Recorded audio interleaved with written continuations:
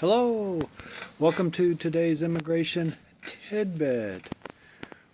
Okay, well, the I-134 is generally used when someone wants to come visit, and they can show that they won't become a public charge, or it could be used in conjunction with a fiancé application before it would be approved and before you'd have to do the normal affidavit of support. But either way, it's going to be very difficult based on your particular crime.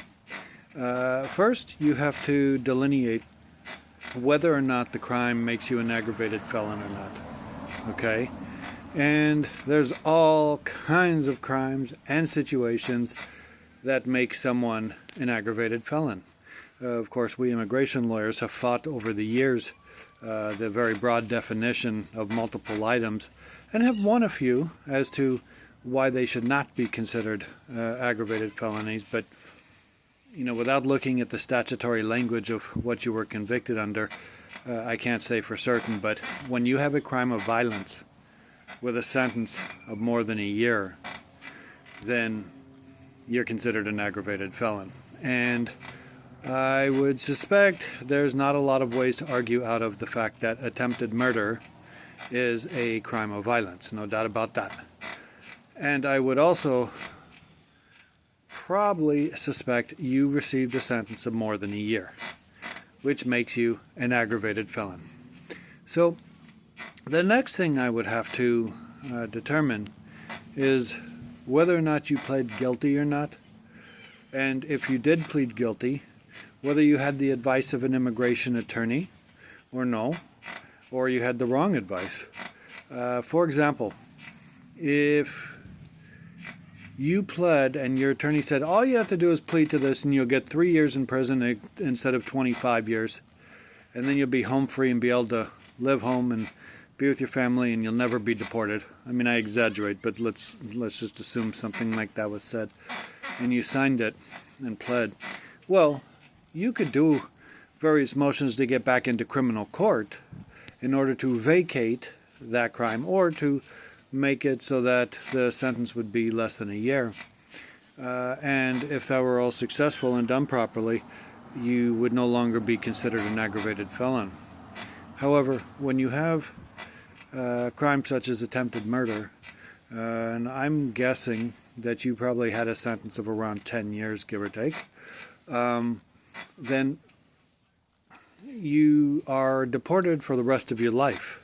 It doesn't matter what you fill out. Now, given I said that, there are ways of doing it, but you want to always take the path more probable to try to get back into the United States. And if that's the case, then you're going to have to do criminal relief. And in addition to what I already said I needed to know, I would need to know if it's federal or state.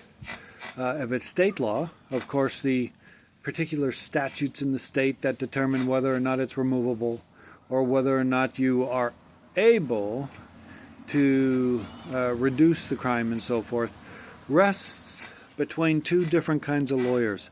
It is a criminal lawyer and an immigration lawyer. Okay, and this is, for example, if you're outside the state of California, then you would, what my firm does in cases like that is you would get a criminal lawyer who then could work with my office to let them know exactly what needs to be done, and we can even give them samples and prepare it, and then they can alter it based on the statutes of their particular state and go forward with there. And it's not easy doing criminal relief. I mean, any lawyer who says they guarantee you success or there's no way they're going to lose, you need to say thank you, goodbye, and never walk back in their door again. But the fact is, unless you want to stay outside the U.S. for the rest of your life, you have to try what's most probable here. And the reason I would need to know if it's federal or state is because if it's a federal crime that you plead guilty to, those rarely are overturned. Those rarely are reduced. So if I was doing criminal relief, I would much prefer a state crime than a federal crime. because the reality and the numbers are better. That's just how it is. And then there's also other forms of relief as well. Again, assuming it's a state crime, and let's say you do criminal relief and it's denied, you can of course go up and appeal it, but you could also try for a pardon, a full and unconditional pardon from the governor of that state. That also being said is not easy to do, especially depending what state you're from. You know, if you happen to be from Florida or Texas, you know, one of those types of states, you will have a virtually impossible time of trying to get something vacated, okay? Or sorry, trying to get a pardon petition. It doesn't mean you can't try, but that would be the next thing. Now, let's say that you want to try the other routes first, and those would involve non-immigrant visas with a waiver. Now, you qualify for a waiver for a non-immigrant visa, whereas you don't qualify for a waiver for an immigrant visa because you're an aggravated felon based on, you know, this information. So let's say, for example, you know, people always ask, they go, well, can I get a visitor visa with a non-immigrant waiver? Well, you can certainly apply, but you got the cards stacked against you. I mean, if you have to understand that with a visitor visa, you have to prove that you intend on going back to your home country once you're done. And that's the first item. So here, if you have a visitor visa, you know, you're going to show that you were in the U.S. for many years or however long you were here, and that you were deported.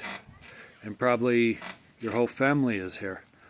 So you're going to have a very difficult time showing your intent to return back. That's the first part of it. Then there's the waiver itself. And essentially what you're doing is you're saying, well, I know that I was convicted of attempted murder, but I'm asking you, immigration, to forget about it and let me in. And that's a hard burden as well. You will really have to have some facts on your side. I mean, I don't know the facts of how you were convicted.